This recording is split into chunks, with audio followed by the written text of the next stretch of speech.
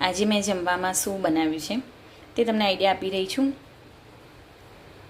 તો તમે જોઈ શકો છો ગુજરાતી જમવામાં આજે મેં બનાવ્યા છે રાઈસ, અને આ છે ફણગાયેલા મગનું કોરું શાક.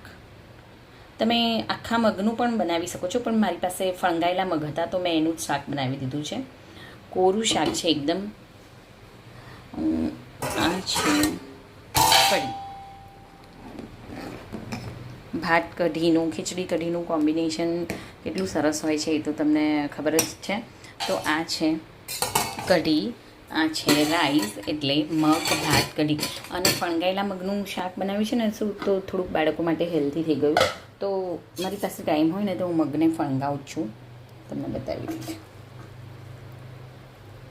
બહુ હેલ્થ. તમે આ એકલા પણ દહીં સાથે ખાઈ શકો છો, અને ભાત ને કઢી સાથે પણ ખાઈ શકો છો.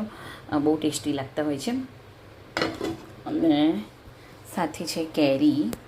કેરી મેં ધોઈ લીધી છે અને બાળકો જમી લેશે પછી. જો બાળકો થોડી આવી થઈ ગઈ છે પણ ઘડી છે આ કેરી બરાબર છે.